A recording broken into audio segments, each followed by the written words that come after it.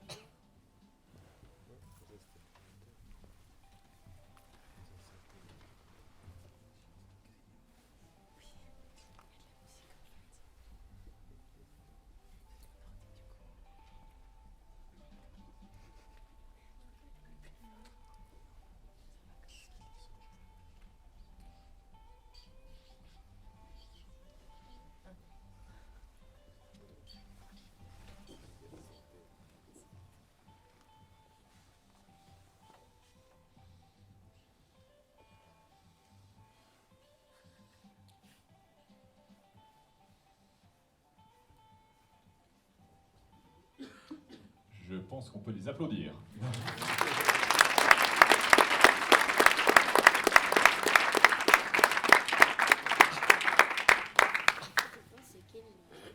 Il y a ceux qui tuent des éléphants et il y a ceux qui tuent des enfants. On devient un petit peu plus sérieux là. Journal Le Point, publié le 9 avril à 18h06. États-Unis, un prof renvoyé après avoir demandé à ses élèves de rédiger leur nécrologie. C'est un devoir pas commun qui lui aura coûté son poste. Cette semaine, un professeur de psychologie américaine avait donné pour seule consigne à ses lycéens « Aujourd'hui était le dernier jour de votre vie, écrivez votre nécrologie ». Jeffrey Keane, 63 ans, a été congédié par son établissement situé près d'Orlando, en Floride. Dans un communiqué les autorités scolaires lui reprochent d'avoir donné un devoir inapproprié, fermez les guillemets, à ses élèves. Sur sa page Facebook, il a expliqué avoir voulu lier son cours à un exercice destiné à préparer les élèves au risque d'intrusion d'un individu armé dans leur lycée, quelques jours après qu'une jeune femme a tué 3 enfants et 3 adultes dans une école primaire de Nashville. Le professeur a ainsi demandé à ses élèves de coucher sur papier leurs impressions liées à cette simulation et de réfléchir aux causes de la répétition des tueries aux États-Unis, à leurs possibles remèdes et donc d'imaginer leur biographie post-mortem. Abasourdi par son licenciement, il s'est défendu sur les télévisions locales. Je parlais aux élèves du monde dans lequel ils vivent, d'armes à feu, de tireurs. Et s'il a décidé de donner ce devoir-là, ce n'était pas pour les effrayer ou leur faire penser qu'ils allaient mourir, mais pour les aider à comprendre ce qui est important dans leur vie. Lors du devoir, une petite note précisait « Merci de prendre conscience qu'il ne s'agit absolument pas de vous perturber ». Fin de citation. Dans un pays régulièrement touché par les tueries par arme à feu, la question est un véritable serpent de mer et une majorité d'Américains reste très attachés au droit de porter une arme et ne veut pas entendre parler de réforme. Récemment, 2 élus du Tennessee se sont fait expulser du Parlement local pour s'être joints à des manifestants venus réclamer dans l'hémicycle de meilleures régulations sur les armes à feu après la tuerie de Nashville. Depuis 2020, les armes à feu sont la principale cause de mortalité des mineurs américains, 4368 décès, devant les accidents de la route et les overdoses selon les centres de prévention et lutte contre les maladies. Et si les tueries en milieu scolaire n'en représentent qu'une infime partie, elles marquent davantage les esprits et relancent incessamment le débat sur le port d'armes.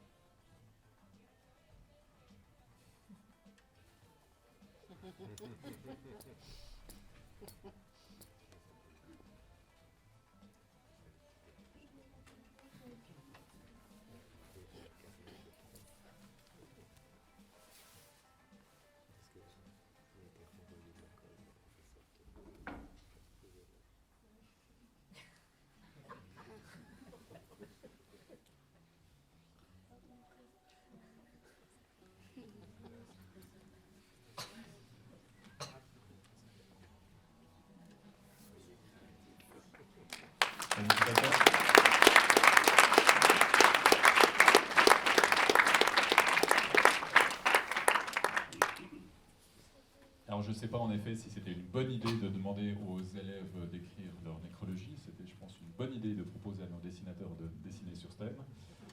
Par contre, une autre bonne idée, et du coup plus légère, sur le site de 20minutes.fr avec agence, nous précise-t-il, publié le 17 avril 2024 à 17h02, Italie, un restaurant offre une bouteille de vin à tous les clients qui se passent de smartphone pendant le repas.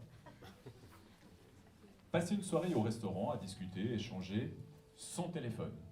Pour mettre fin au repas silencieux des clients scotchés à leurs écrans, le gérant d'un restaurant situé à Vérone, Italie, a eu une idée originale. L'établissement, ouvert en mars dernier, offre ainsi une bouteille de vin à chaque table où les convives se passent de smartphone. Nous voulions offrir un restaurant différent des autres, a expliqué le gérant au Guardian. Et la technologie est en train de devenir un problème. Personne n'a besoin de regarder son téléphone toutes les 5 secondes. Mais pour beaucoup de gens, c'est comme une drogue. Pour profiter de l'offre, il ne suffit pas de laisser son téléphone dans la poche de son manteau. Les clients sont invités à placer leur smartphone dans une boîte fermée à clé, entreposée près de l'entrée du restaurant et à ne le récupérer qu'en partant. Les clients peuvent ainsi choisir de renoncer à la technologie tout en profitant d'un moment convivial ensemble, résume le gérant. Les bons vins pouvant rapidement faire grimper l'addition, de nombreuses personnes ont accepté ce challenge et ont abandonné leur smartphone le temps d'un repas. Le gérant du restaurant assure que 90% des clients ont relevé le défi et se sont vus offrir une bouteille de vin. C'est vraiment une bonne chose.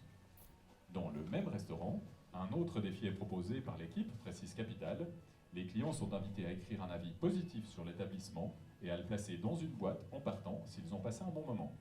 La personne qui a écrit l'avis le plus élogieux est ensuite invitée à revenir au restaurant pour un second dîner, gratuit cette fois-ci.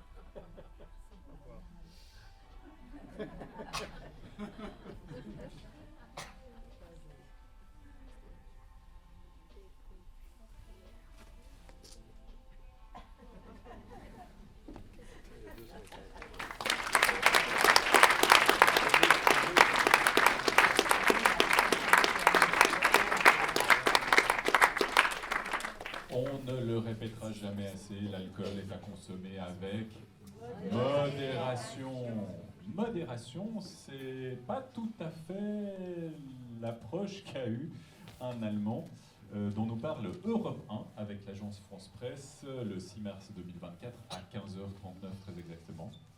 Le titre est le suivant. Vacciné 217 fois contre le Covid sans effet secondaire, le cas d'un Allemand étudié par des scientifiques. 217 doses de vaccin contre le Covid. Un Allemand a reçu délibérément ce nombre d'injections record et n'a manifesté aucun effet secondaire, selon des chercheurs qui ont étudié le cas de cet humain probablement le plus vacciné de l'histoire. Le système immunitaire de cet Allemand de 62 ans, originaire de la ville de Magdebourg, dans le centre de l'Allemagne, dont l'identité n'a pas été relevée, fonctionne également parfaitement, ont observé des scientifiques des universités Friedrich Alexander et d'Erlangen-Nuremberg et d'Erlangen, dans une étude publiée lundi dans la revue médicale britannique The Lancet Infectious Disease. Les chercheurs ont expliqué avoir entendu parler de son cas grâce à des articles de presse en 2022. En 2022, la presse allemande avait évoqué Le cas d'un sexagénaire de Magdebourg soupçonné d'avoir cumulé près de 90 vaccinations anti-Covid pour engranger les certificats associés et les revendre à des réfractaires. Une enquête judiciaire a été ouverte à l'encontre de cet homme pour des allégations de fraude, mais aucune action pénale n'a été engagée jusqu'alors, selon l'étude. Le parquet a récolté les preuves de 130 vaccinations sur 9 mois, mais l'intéressé a affirmé avoir reçu 217 injections de 8 vaccins anti-Covid différents, dont toutes les versions ARN sur 29 mois. Lorsqu'il a été contacté par les scientifiques, curieux de cette rarissime hyper-vaccination, l'homme s'est montré très intéressé à l'idée de les éclairer via des analyses sanguines et salivaires, a expliqué dans un communiqué Kilian Schober, virologue à l'université d'Erlangen-Nuremberg et co-auteur de l'étude. Selon certaines théories scientifiques, un excès de vaccination rendrait les cellules immunitaires moins efficaces car elles se seraient accoutumées aux anticorps. Cela n'a pas été le cas pour cet Allemand d'après les chercheurs. Il a même des concentrations considérablement plus élevées de cellules immunitaires et d'anticorps contre le virus du Covid qu'un groupe de contrôle de 3 personnes ayant reçu 3 doses recommandées selon l'étude. Aucun signe de fatigue et aucun effet secondaire n'a été ressenti par cet Allemand après l'une ou l'autre des 217 injections. Chez cet homme jamais testé positif au Covid, les scientifiques n'ont pas trouvé de traces d'infection passée par le virus. Les auteurs de l'étude soulignent cependant qu'ils n'approuvent pas l'hypervaccination et invitent à ne pas extrapoler ce cas singulier. Katjan Genti, spécialiste de l'histoire des vaccins au King's College de Londres, n'ayant pas participé à l'étude, a déclaré à l'AFP n'avoir jamais entendu parler d'une personne ayant reçu plus de vaccins que cet homme.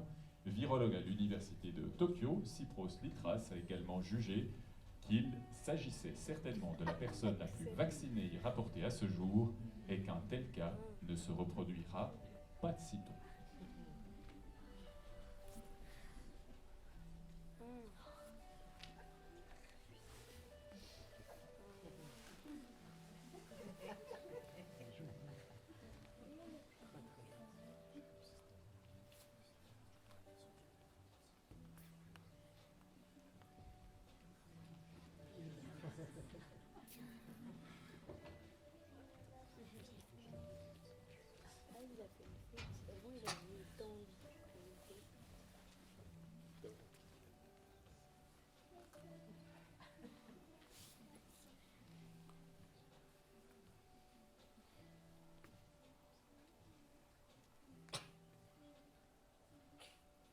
Ouais, super.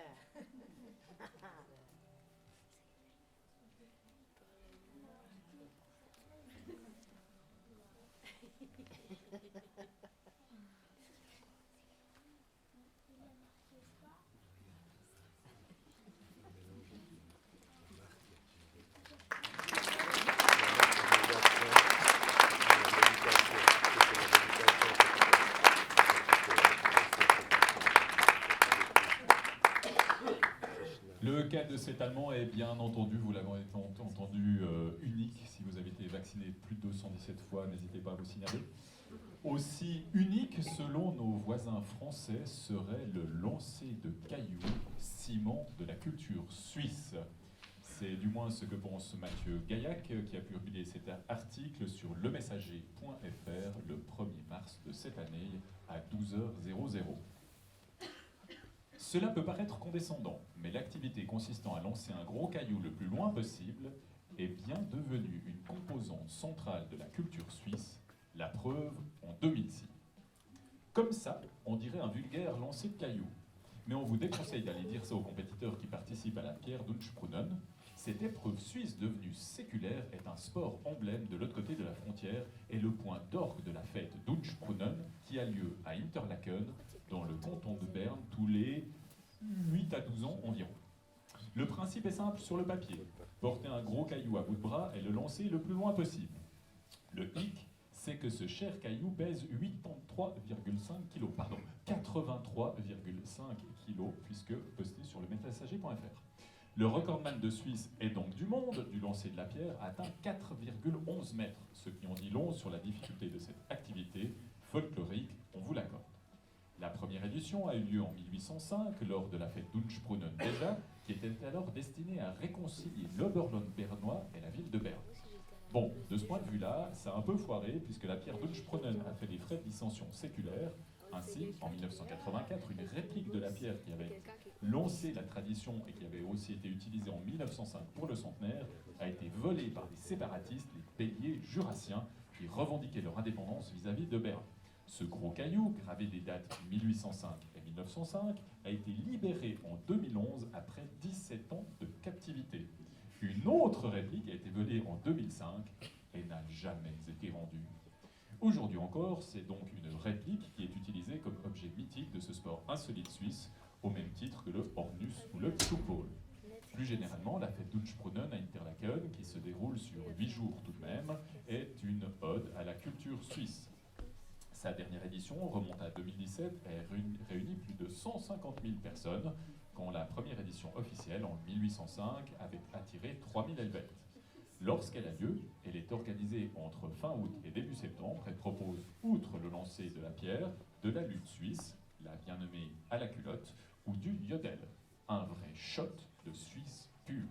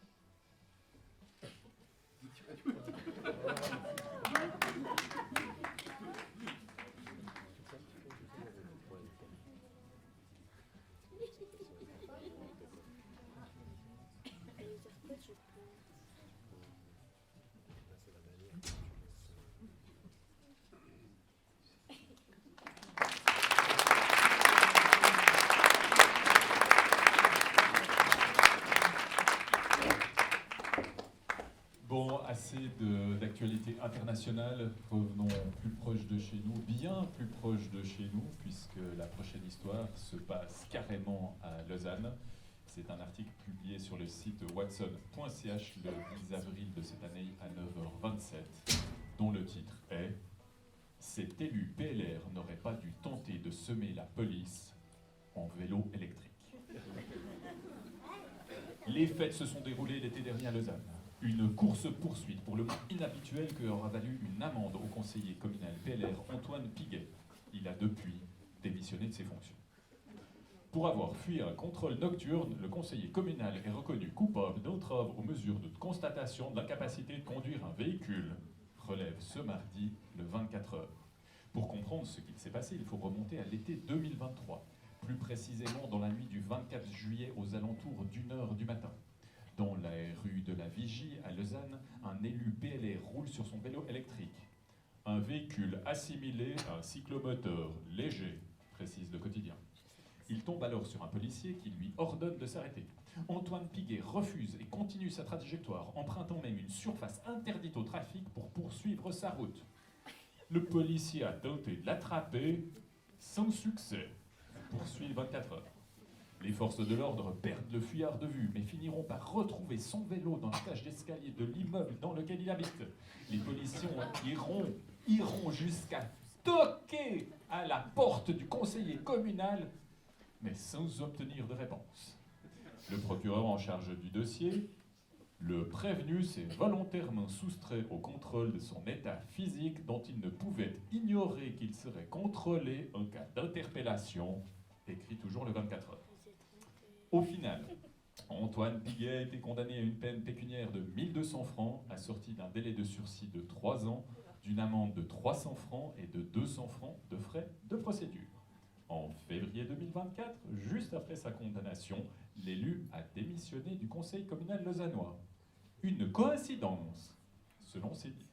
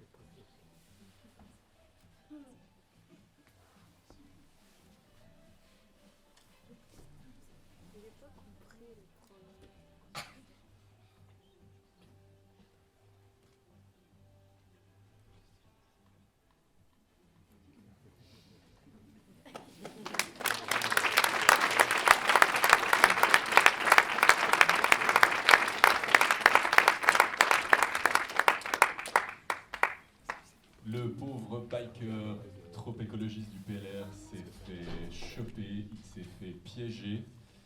Et ben moi je vous propose qu'on piège aussi notre illustrateur, notre illustratrice et notre illustrateur, parce que pour l'instant je sais pas, mais moi ça me paraît trop simple. Non, franchement. Alors le prochain texte, franchement s'ils y arrivent là ils sont très très très forts. Parce que je suis allé chercher le communiqué de presse de la Banque nationale suisse du 3 avril 2024. Perso, je comprends pas. On verra s'ils comprennent. Le titre est le suivant. Agora. Cette banque centrale s'engage dans un projet d'envergure en vue de déterminer avec des acteurs du secteur bancaire privé l'apport de la tokenisation pour les paiements transfrontaliers. C'était le titre. La Banque des règlements internationaux, BRI, et cette banque centrale ont annoncé aujourd'hui leur intention de coopérer dans le secteur privé pour évaluer l'apport de la tokenisation dans l'amélioration du fonctionnement du système monétaire. Le projet Agora, place de marché en grec ancien, évidemment, vous le saviez, pardon, réunit cette banque centrale. La Banque de France, représentant l'Eurosystème, la Banque du Japon, la Banque de Corée, la Banque du Mexique, la Banque nationale suisse, la Banque d'Angleterre et la Réserve fédérale de New York. Ces institutions travailleront dans le cadre d'un partenariat avec un grand nombre de sociétés financières privées sous la conduite de l'Institut de la Finance Internationale, IIF. Le projet est axé sur l'idée du registre unifié, Unified Ledger, esquissé par la BRI. Il a pour but d'analyser la meilleure manière d'intégrer sous forme tokenisée à la fois les dépôts bancaires et la monnaie de banque centrale de gros au sein d'une plateforme financière de base publique, privée et programmable. Cela pourrait permettre d'améliorer le fonctionnement du système monétaire et de proposer de nouvelles solutions recourant à l'exécution automatique des clauses, smart contracts, sur une plateforme programmable tout en conservant la structure à 2 niveaux du système actuel. L'exécution automatique de clauses peut ouvrir la voie de nouveaux types de règlements à des transactions aujourd'hui inenvisageables, offrant de nouvelles opportunités aux entreprises et à la population. Ce partenariat public-privé d'envergure a pour objectif de remédier à plusieurs faiblesses structurelles dans le fonctionnement actuel des paiements, en particulier dans le segment transfrontalier, spécialement contraignant du fait des différences aussi bien des exigences juridiques, réglementaires et techniques que dans les horaires de fonctionnement et les fuseaux horaires. De plus, le système financier requiert des opérations de contrôle de plus en plus complexes afin de garantir son intégrité pour lutter contre le blanchiment de capitaux et procéder à la vérification de la clientèle. Or, ces contrôles sont souvent répétés plusieurs fois pour une même opération en fonction du nombre d'intermédiaires impliqués. Généralement de nature expérimentale, les projets menés par le pôle innovation de la BRI visent à fournir des liens publics à la communauté internationale des banques centrales. Prochaine étape, la BRI va lancer un appel à candidature invitant les sociétés financières privées à se joindre au projet Agora. L'IF jouera le rôle d'intermédiaire et de coordination du secteur privé. Il est envisagé que plusieurs établissements financiers réglementés représentant les 7 zones monétaires participent au projet. Des instructions plus détaillées et des critères d'éligibilité seront publiés prochainement. Il ne sera pas nécessaire d'être membre de l'IF pour y participer. Nous ne pouvons que nous en réjouir.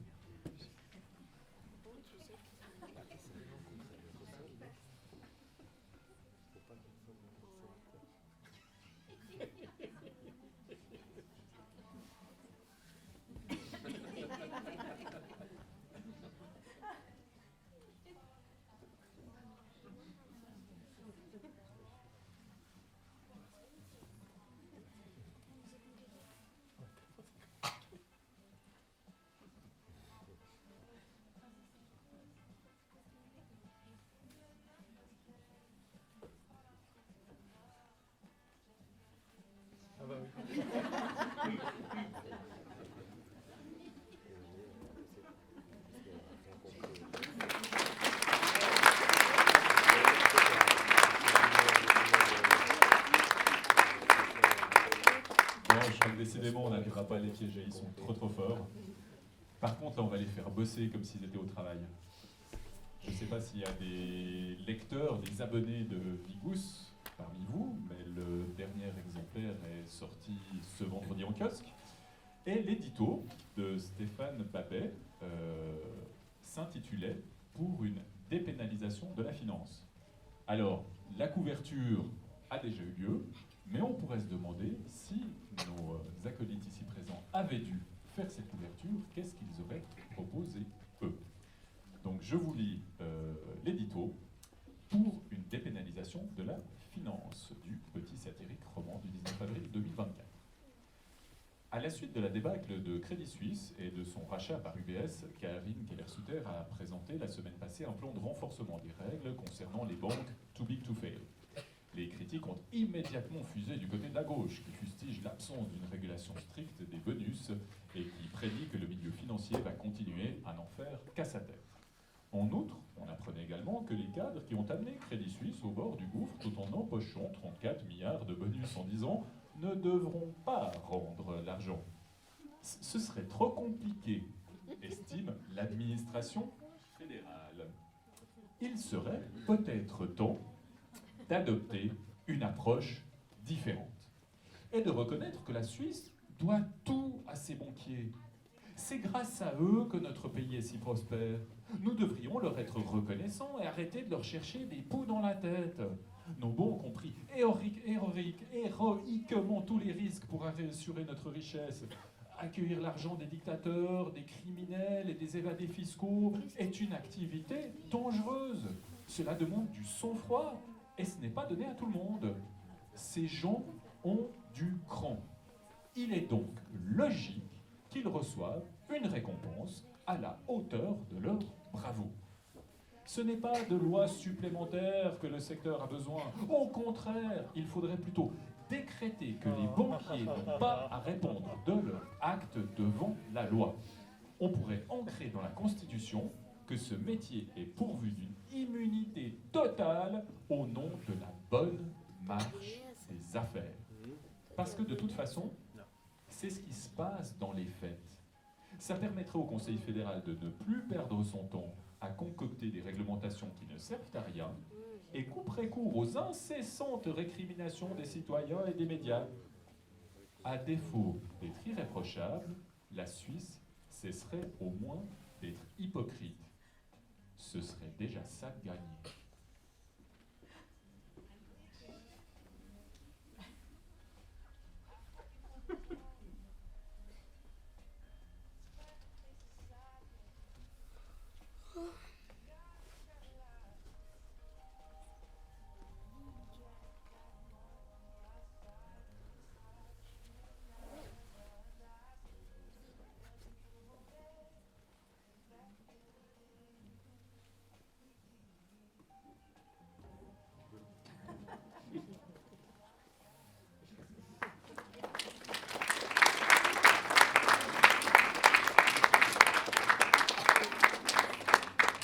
Je crois qu'il mérite mieux que ça. Il mérite un tonnerre d'applaudissements pour toutes ces belles créations.